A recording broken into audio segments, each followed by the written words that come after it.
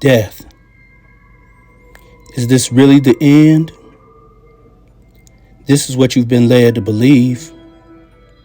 But since ancient times, we have known that there is much beyond death. In cultures around the world,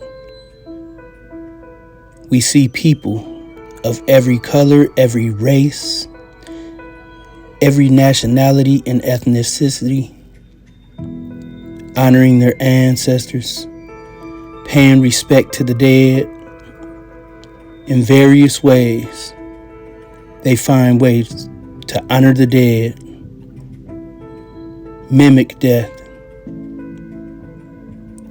and present offerings to their ancestors. Buddhists, Hindus, traditional African religion, Catholics on the Feast of All Saints. Everyone finds a way to deal with their ancestors, to refresh their spirits, to ensure that the spirit has the power to help them live this life in the physical realm to the fullest, with proper guidance and understanding. What's changed? Why have they decided that you should not tap into your ancient power? Again, you will learn how to honor your ancestors and tap into the power that has been hidden, concealed, and intentionally demonized. Let it begin. Dominic 369 from redclawconjure.com with a free ancestral altar, shrine, and worship training video for you by Occultism Unleashed. There's a lot of people who tell you connect with your ancestors, tap into your ancestors, trust your ancestors. They tell you all these things and they never tell you the how or the why. I'm going to break everything down for you so by the end of this video, you can make your ancestor shrine and have a proper offering for them in celebration of the Day of the Dead, Fat Getty, All Saints Day. As you've seen in the introduction, ancestral worship is something that has been cherished by people all over the world, every culture. With the coming of modern religions, the Abrahamic religions, Judaism, Christianity, and Islam, they've destroyed the traditional understanding of ancestral worship and respect for your ancestors and made it a demonic and evil thing. First things first, I want to teach you how to make your shrine. If there's any way possible in the world, your shrine needs to be above the ground, not on the floor. First and foremost, you're dealing with a layer of reality that is above this layer of reality. It's above this frequency. So the symbolism of an altar being raised up off the ground is saying that you're presenting to something that is not on the physical level. That is why they built high altars and altars up off the ground. Even in the Christian churches, you see their altars are high up. They're exalted above things going on the physical level. This is why your altar should be off the ground, if any way possible. You're offering to things above the physical plane, on a higher vibration, because it's not bound by the physical matter that our bodies are made of. Hopefully that makes sense to everybody. Secondly, on your altar, you can cover the altar. And before you place your covering on your altar, you can place your covering in your hand with your dominant hand over it, because you have an energy center in the center of your hands and your fingers and stuff. It's called the chakra, for those of you who don't know. And just allow the energy to flow out of your dominant hand into the cloth that's going to cover your altar. You can bless it, you can cleanse it, then put that over your altar. And one of the first things you are going to add to your altar is a bowl of water, or a large glass of water, or a vase of water. Water, it not only is a portal, It symbolizes the cosmic sea of the heavens. When you look into space, it looks like an ocean. The cosmic sea, space from where all things are born. The nothingness where you can see the stars at, that emptiness is the everything. In ancient Egypt, they called that Amun, and Amun Tet, the hidden. You can't see what's holding these stars up, but there's something there. Water is indicative of that ever pervasive, that all-encompassing cosmic sea. The place where everything comes from and everything shall return.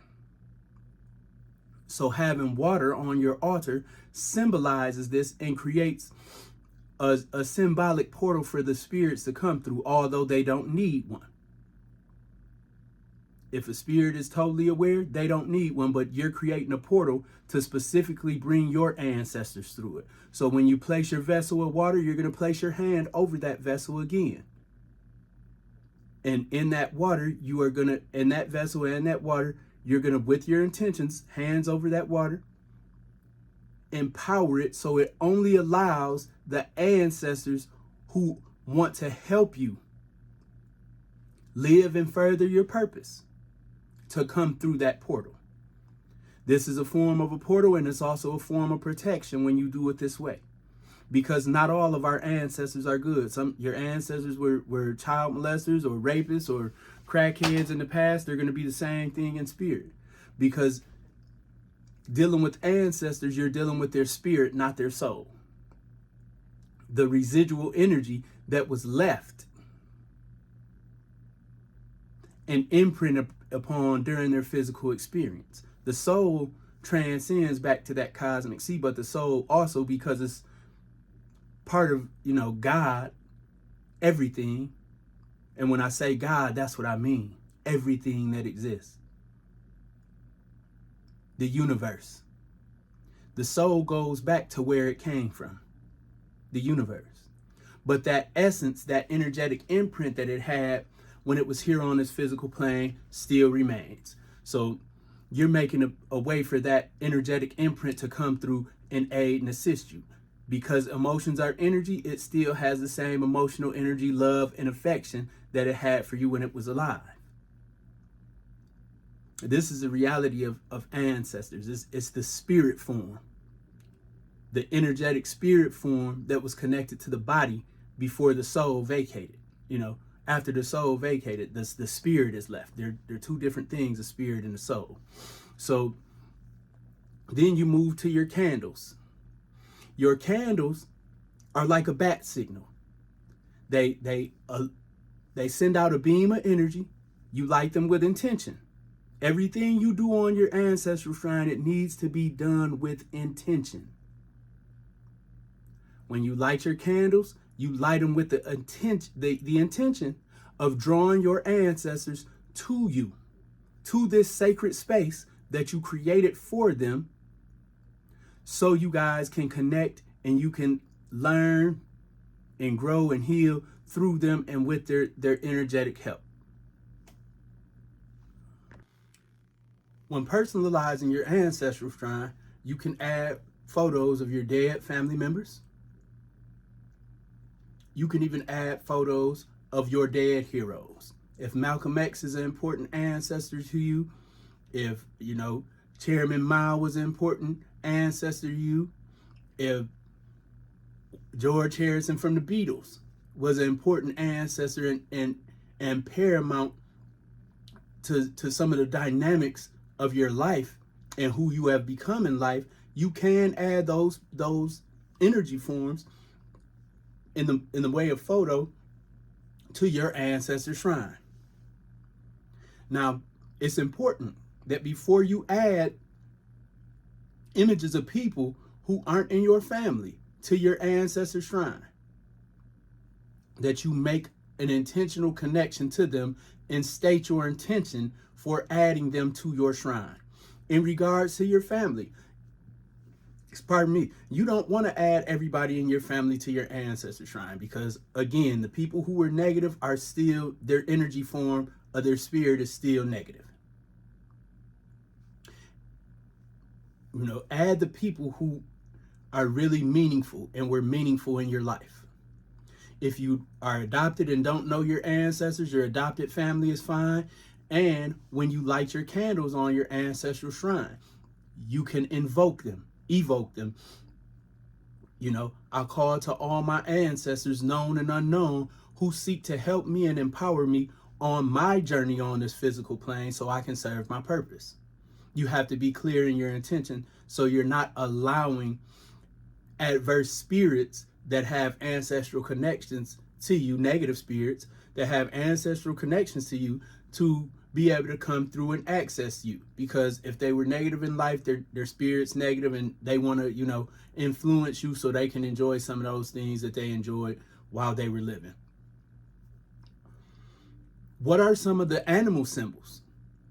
Because you can add, you know, knives, bullets, you know, statues of lions or lion skulls, whatever personifies and symbolizes what your family means to you.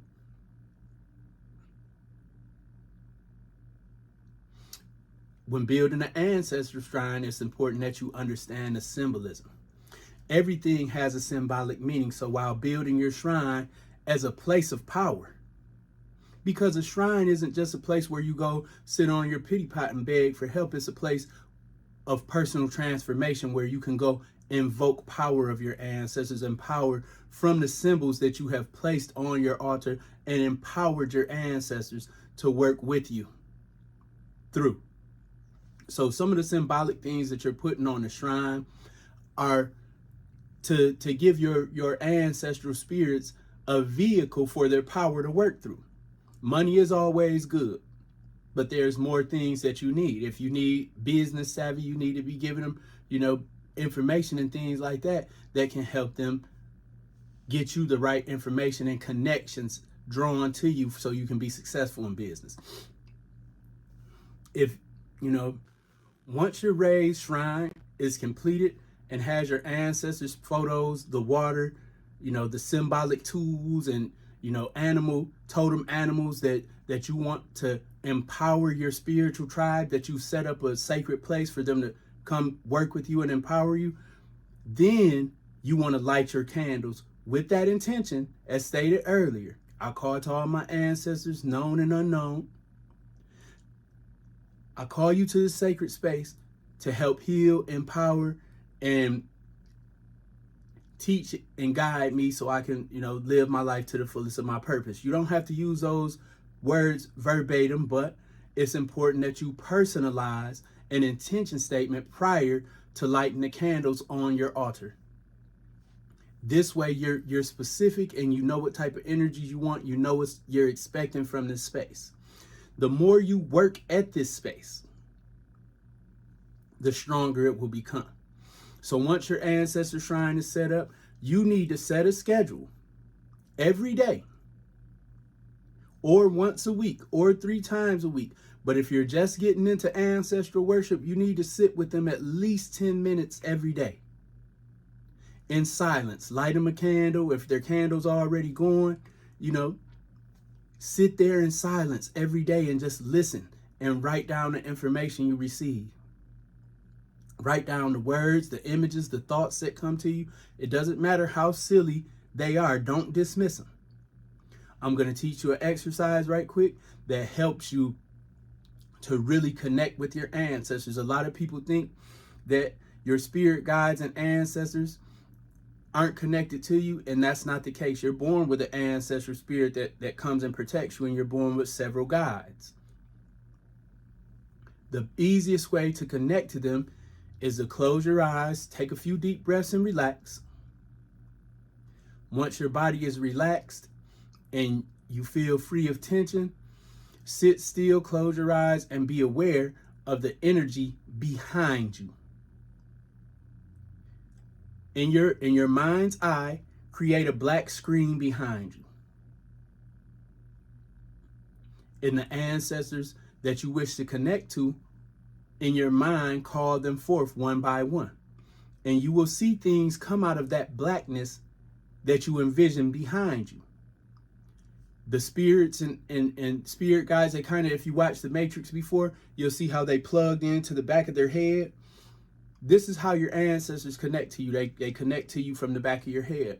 And if you have ever studied the Kabbalah and tarot, the moon card of the tarot, which rules the subconscious, which in the subconscious is the part of the mind that connects us to the universal mind, the God mind. The subconscious is the moon card. The Hebrew letter associated with the moon card is Kaf, and the letter Kaf means the back of the head. Everything adds up. Everything adds up, I promise you. There's symbolism hidden in everything and everywhere. So when you focus on the energy behind you and your ancestors plugging into your back of your head and your spirit guides, pay attention. Pay attention to the energy you feel, the sounds you hear, the images that come up in your mind, the names, words. Practice, practice, practice. If you dedicate 10 minutes a day to this, you will develop strong mediumship skills and be able to call your ancestors at will in less than 30 days. You have to practice 10 minutes a day. And you have to write down the things that you get and understand that because you're working with a spirit, that they're going to communicate to you primarily in a symbolic way. So it's important that you get familiar with symbols. And not just somebody's symbol book, but understand what certain things mean to you. If they're showing you constantly a picture of a cow, what experiences in your life are associated with cows? Are they trying to show you, you need more calcium in your diet? Or what are they trying to tell you? How does this connect? What are the feelings that you get when you see this image? These are all important factors in deciphering the messages that you will receive from your ancestors. Caring for your ancestors in their sacred space. Once you've created a sacred space in your home or apartment for your ancestors, you need to know how to care for them. Feeding the ancestors, giving them, food and fresh fruit and vegetables and candles, or playing them music, or lighting them incense. All of these offerings, offering number one is a statement of your intention to connect, your intention to, reciprocate them for their aid and assistance. Secondly, it provides an energetic means for them to nourish that spirit and keep that spirit alive. They feed on the energy and essence of food. They feed on the energy from candles. They feed on the smoke from incense. They feed on the energy of alcohol, cigar smoke. Some of the things that are used in summoning spirits of the dead are tobacco and myrrh. These incense will help you connect with your ancestors and create an energetic ambiance for, spirits of dead family members or heroes to come through for you. Now, myrrh is ruled by the planet Saturn, and Saturn rules death. So naturally it governs the realm of the dead and calling forth the dead from the spirits of the dead from the places where they dwell. And they're all around us as you develop your mediumship skills. And that's what it is, a spirit medium, when you can see the dead and things like that, clairvoyance, mediumship. When you develop these skills, you will start to understand that the spirit world and the physical world aren't separate. They're layered on top of each other. You have to train yourself to be able to be aware of those subtle presences in your life. So after you make your offerings with the intention, you light your incense. If you're going to burn some tobacco in your little, cauldron for your ancestor shrine, or burn more myrrh, because myrrh ruled by Saturn, tobacco is ruled by Mars, but it also, rules spirits of the dead.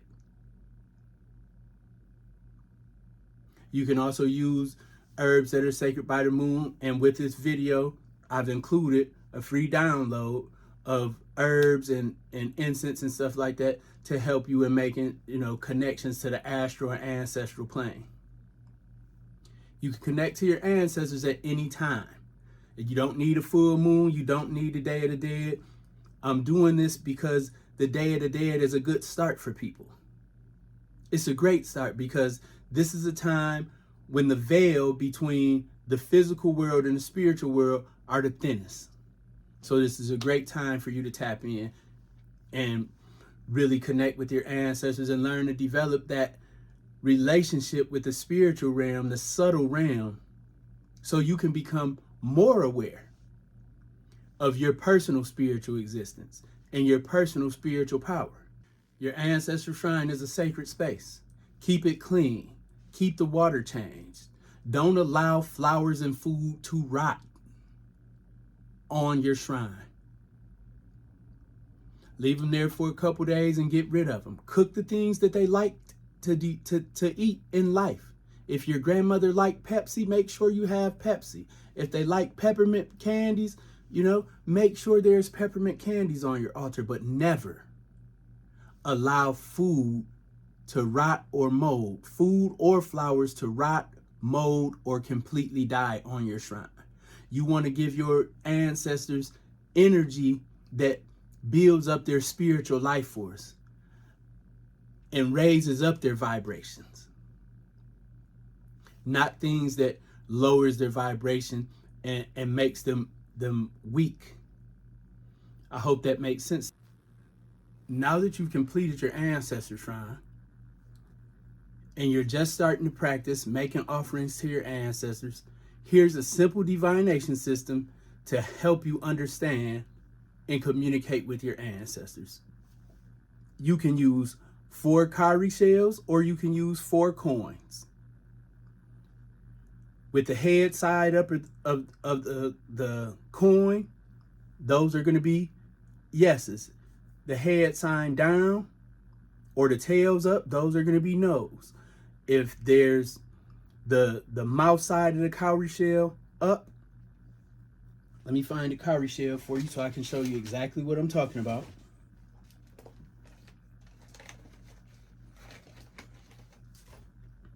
This is the mouth side. So these would be your yes side. You want to bust the back off the cowrie shell. So when it's a no side, you can see that side clearly and it's not rolled over on the side or anything.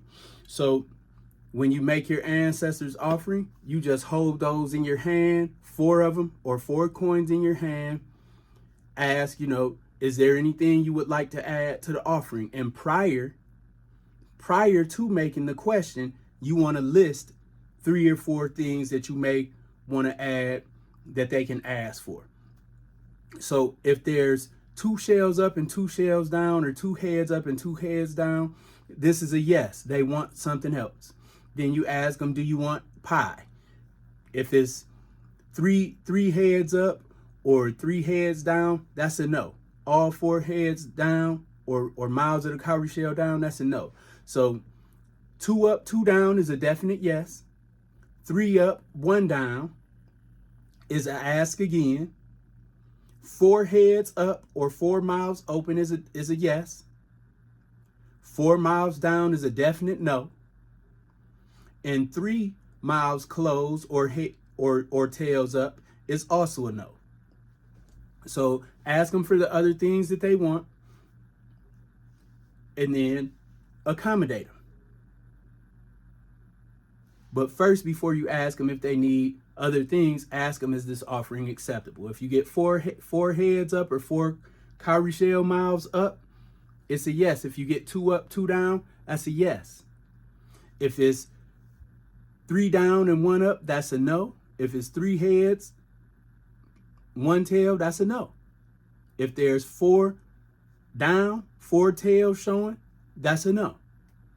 They're not satisfied. Then you would go into asking them, would you like me to add this to your offering?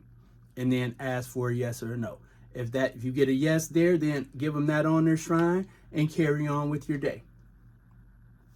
Because you took the opportunity to learn today, I want to make you a special offer. You can get an aura cleanse and chakra balance which is a complete spiritual cleanse that will transform your life in minutes, free you of all your fear, worry, anxiety, negativity, and guilt in minutes from just a selfie for only $369. I'm moving with those who are moving to better their lives and improve the quality of the lives of the people in their community. You took the initiative to watch this full video and learn how to build an ancestor shrine. So if you send me, now that you've completed your ancestor shrine and you're just starting to practice making offerings to your ancestors, here's a simple divination system to help you understand and communicate with your ancestors. You can use 4 cowrie shells or you can use 4 coins. With the head side up of the coin, those are going to be yeses. The head sign down or the tails up, those are going to be no's. If there's the mouth side of the cowrie shell up, let me find the cowrie shell for you so I can show you exactly what I'm talking about.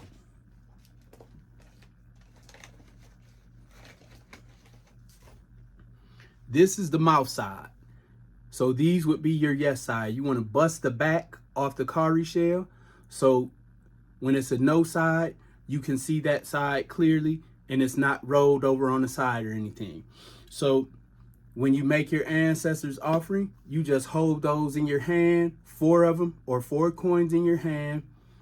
Ask, is there anything you would like to add to the offering? And prior to making the question, you want to list 3 or 4 things that you may want to add that they can ask for.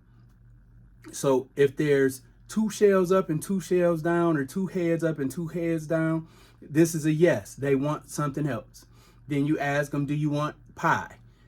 If it's 3 heads up or 3 heads down, that's a no. All 4 heads down or mouths of the cowrie shell down, that's a no. So 2 up, 2 down is a definite yes. 3 up, 1 down is an ask again. 4 heads up or 4 mouths open is a yes. 4 mouths down is a definite no. And 3 mouths closed or tails up is also a no. So ask them for the other things that they want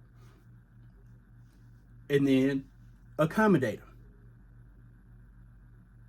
But first, before you ask them if they need other things, ask them, is this offering acceptable? If you get 4 heads up or 4 cowrie shell mouths up, it's a yes. If you get 2 up, 2 down, that's a yes. If it's 3 down and 1 up, that's a no. If it's 3 heads, 1 tail, that's a no. If there's 4 down, 4 tails showing, that's a no. They're not satisfied. Then you would go into asking them, would you like me to add this to your offering? And then ask for a yes or a no. If you get a yes there, then give them that on their shrine and carry on with your day.